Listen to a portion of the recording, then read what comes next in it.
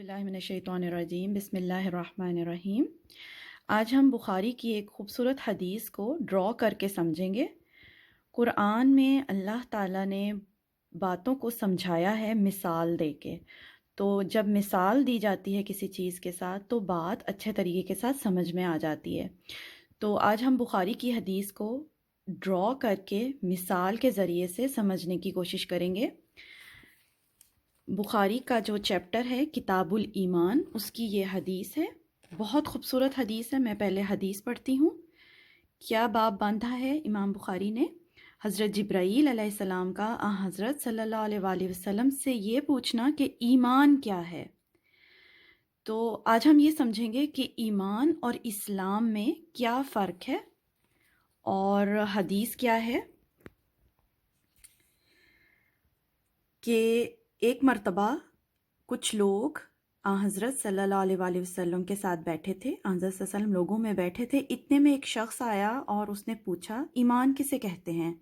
आप सल्लल्लाहु अलैहि वसल्लम ने फरमाया, ईमान ये है कि तू अल्लाह और उसके फ़रिश्तों का और उससे मिलने का और उसके पैगंबरों का यकीन करे और मर कर जी उठने को मान ले।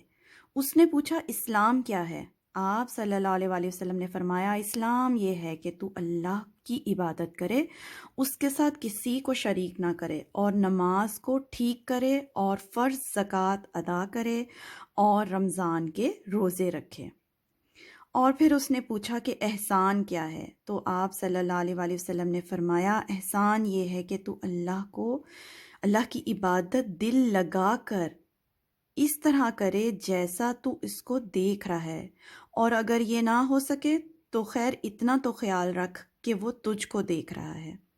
तो ये आगे मज़ीद चलती है हदीस। बहुत खूबसूरत हदीस है। इसको हम एक ड्राइंग के ज़रिए से समझेंगे। ये मैंने छोटी सी एक ड्राइंग बनाई है। तो असल में ईमान और इस्लाम में क्या फ़र्क है? ईमान की मिसाल बिल्कुल ऐसे है जैसे एक दरख्त या प्लांट की रूट्स होती हैं। जो रूट्स होती हैं अगर वो मज़बूत हों तो फिर क्या होता है कि एक मज़बूत दरख्त बनता है, एक अच्छा प्लांट ग्रो करता है। लेकिन अगर रूट्स कमज़ोर हों किसी प्लांट की तो ऊपर जो प्लांट बनता है या दरख्त बनता है वो भी कमज़ोर होता है। तो एक मुसलमान की मिसाल एक दरख्त की तरह है। ये कुरान में अल्लाह ताला बताते हैं कि एक मुसलमान की मिसाल एक दरख्त की तरह है। तो इसी से मैंने ये चीज़ निकाली कि एक दरख्त बनाया जाए और फिर इस चीज़ को समझा जाए। तो जो हमारी ये जड़ें हैं इस प्लांट की, वो हमारा ईमान है। अब ईमान के कितने हिस्से हैं, कितने दर्जे हैं? तो उसमें क्या है, सबसे पहले अल्लाह पर ईमान। तो हम इसको ये समझ लेते हैं कि ये जो जड़ें हैं ये इस तरह से हैं। अल्लाह पे ईमान, उसके फरिश्तों पर ईमान, उसकी किताबों पर ईमान, उसके नबियों पर ईमान, यौम आखिरत पर ईमान, क़यामत के दिन पर ईमान, और फिर सज़ा जज़ा का वहाँ हिसाब किताब होगा क़यामत के दिन, इस चीज़ पर ईमान। और फिर किस चीज़ पर ईमान? तकदीर पर।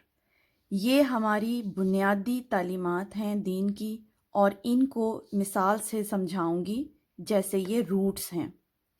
अब हम इनको लिख लेते हैं। जी, तो हम लोग पढ़ रहे थे ईमान के जुज़, तो ये मैंने लिख दिए हैं। अल्लाह पर ईमान है, फ़रिश्तों पर ईमान है, किताबों पर ईमान है, अल्लाह के रसूलों पर ईमान, और फिर आखरत पर ईमान और तकदीर पर ईमान। इनको मैं गोल्डन से कर देती हूँ। ये हमारे ईमान के 6 जुज़ हैं और ये हमारे दीन की बुनियादी तालीमात हैं और बेस हैं हमारे ईमान की। जब यहाँ पर मुकम्मल ईमान है कि अल्लाह के सिवा कोई भी इबादत के लायक नहीं है, अल्लाह एक है, जब इस पर ईमान मज़बूत होगा तो इसकी बुनियाद बनाकर जो प्लांट हमारा बनेगा, एज़ आ मुस्लिम हम जो बनेंगे वो भी मज़बूत होगा। तो ईमान के कितने जुज़ हैं? 6। इनको ऐसे समझ सकते हैं کہ اللہ پر ایمان، پھر اس کے فرشتوں پر ایمان، اور پھر اس کے رسولوں پر، پھر رسولوں پر آنے والی سب کتابوں پر، پھر آخرت پر، سزا اور جزا پر، اور پھر تقدیر، اچھا اور برا جو بھی انسان کے ساتھ ہوتا ہے وہ اللہ کے اذن سے ہوتا ہے، یہ تقدیر پر ایمان ہے۔ اس ان اجزاء کو اگر مضبوط ہیں ہمارے، تو ان پر کھڑے ہونے والی ہماری اسلام کی جو عمارت ہے یا جو درخت ہے وہ بھی مضبوط ہوگا۔ اور یہاں پر اسلام کیا ہے؟ وہ سب کام جو ہم ایز اے مسلم کرتے ہیں، جو ہم پر لازم ہیں، وہ ہماری اس ٹری کی شاخیں بن جائیں گی۔ تو اسلام کے کتنے جز ہیں؟ اسلام کے جز 5 ہیں، اور وہ کون کون سے ہیں؟ اشہد ان لا الہ الا اللہ، کہ اللہ کے سوا کوئی عبادت کے لائق نہیں ہے، پھر نماز قائم کرنا، زکوٰۃ ادا کرنا، رمضان کے روزے رکھنا، اور پھر حج کرنا۔ یہ والی جو ہماری برانچز ہیں یہ تب تک مضبوط نہیں ہو سکتی جب تک ہماری روٹس مضبوط نہ ہوں۔ اب اسلام لے آنے کے بعد ہم لوگ جو کام کرتے ہیں ان میں اگر نماز کو لے لیتے ہیں تو یہاں میں لکھ دیتی ہوں سارے نام۔ جی، تو میں نے ان شاخوں کے اوپر لکھ دیے ہمارے اسلام کے 5 ارکان کون کون سے ہیں۔ اللہ وحدہ لا شریک، پھر نماز قائم کرنا، پھر روزہ رکھنا، حج کرنا اور زکوٰۃ ادا کرنا۔ یہاں پر اگر کبھی آپ کو کمزوری محسوس ہو رہی ہے، اگر نماز کی پابندی نہیں ہو رہی ہے، اگر روزہ نہیں رکھا جا رہا، اگر حج میں سستی ہے، اگر زکوٰۃ ادا نہیں کر رہے، اس کی ریزن کیا ہے؟ کہ آپ کی روٹس میں کمزوری ہے۔ یہ مثال بالکل ایسے ہی ہے جس درخت کی روٹس کمزور ہوتی ہیں اس کی شاخیں بھی اوپر جا کے کمزور ہی ہوتی ہیں، اس میں پھل بھی نہیں آتا پھر۔ تو ہم سب کو یہ چیز چیک کرنی ہے کہ ہمارا ایمان کتنا مضبوط ہے، اور اس ایمان کے بارے میں نبی صلی اللہ علیہ وآلہ وسلم نے فرمایا ہے کہ ایمان کی جگہ کہاں ہے؟ انسان کا، مومن کا دل۔ اس کی جگہ کہاں ہے؟ مومن کا دل۔ دل میں جب ایمان مضبوط ہوتا ہے تو پھر انسان کے لیے عمل کرنا آسان ہو جاتا ہے۔ یہ جو اسلام کی بنیاد ہے، اس کی بنیاد کیا ہے؟ عمل۔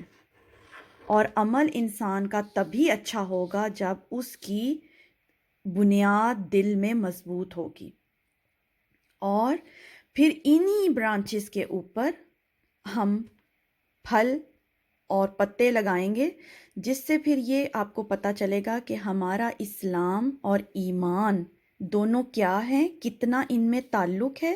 یہ ڈائریکٹ کنیکٹڈ ہیں، اسلام اور ایمان ڈائریکٹ کنیکٹڈ ہیں، اور جب تک یہاں روٹس کمزور ہیں تو ہمارا اسلام اور ہمارا عمل بھی کمزور ہے۔ دل میں اگر مضبوطی نہیں ہے تو پھر عمل میں بھی کمزوری ہوگی۔ یہ میں آج آپ کو سمجھانا چاہ رہی تھی۔ پھر اسی کے بارے میں ایک اور حدیث ہے بخاری کی کہ نبی صلی اللہ علیہ وسلم نے فرمایا کہ اسلام کی، ایمان کی 60 سے زیادہ شاخیں ہیں، اور حیا ایمان کی ایک شاخ ہے۔ تو یہ جو شاخیں ہیں ان سے آگے پھر سب روٹس نکلیں گی نا، تو اسی کے بارے میں کہا گیا ہے کہ 60 شاخیں ہیں اور اس سے بھی زیادہ ہیں، اور حیا بھی اسی کے اندر داخل ہے۔ تو یہاں پر مضبوطی آئے گی تو عمل کے اندر مضبوطی آئے گی۔ اگر آپ سمجھتے ہیں کہ آپ کے عمل میں کمزوری ہے اور آپ سے عمل کرنا مشکل ہو رہا ہے، تو آپ اپنے دل کو چیک کریں کہ وہاں پر ایمان مضبوط ہے۔ کیا آپ کو یقین ہے کہ آخرت میں سزا اور جزا ہوگی، مجھے اپنے ہر عمل کا بدلہ دینا پڑے گا؟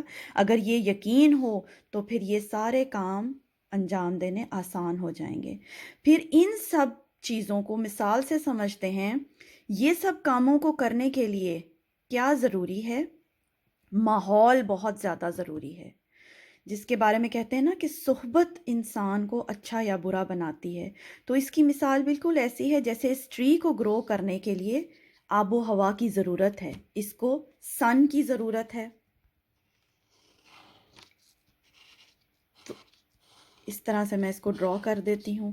اس کو گرو کرنے کے لیے سن کی ضرورت ہے، ہوا کی ضرورت ہے، آکسیجن کی ضرورت ہے، تو پھر ہی اس کے اندر پھل آئے گا۔ تو پھر ہم لوگوں کو گرو کرنے کے لیے اسلام کے اندر مضبوطی کے لیے، عمل میں مضبوطی کے لیے ماحول چاہیے، اچھی صحبت چاہیے، اچھے استاد چاہیے، بالکل ایسے ہی جیسے ایک ٹری کو ہوا چاہیے، پانی چاہیے، سورج کی روشنی چاہیے، تبھی وہ ایک مضبوط درخت بنے گا۔ تو اسی طرح ہمارے عمل میں مضبوطی کے لیے ہمیں یہ پورا ماحول درکار ہے، نیک لوگوں کی صحبت، اچھا استاد، پھر قرآن بالکل ایسے ہی ہے۔ قرآن کی مثال اللہ تعالیٰ دیتے ہیں قرآن کے اندر کہ قرآن کی مثال، وحی کی مثال کیسے ہے؟ جیسے پانی ہے۔ تو بالکل جیسے ایک پلانٹ کو پانی کی ضرورت ہے پھلنے پھولنے کے لیے، اسی طرح ایک مسلمان کو قرآن کی ہر وقت ضرورت ہے تاکہ وہ اس سے ہدایت لیتا رہے اور اپنے آپ کو سیراب کرتا رہے اور گرو کرتا رہے۔ تو یہ میں آج آپ کو سمجھانا چاہ رہی تھی۔ آئی ہوپ کہ آپ کو اسلام اور ایمان کا فرق سمجھ میں آ گیا ہوگا۔ سبحانک اللہم و بحمدک، اشہد ان لا الہ الا انت، استغفرک و اتوب الیک۔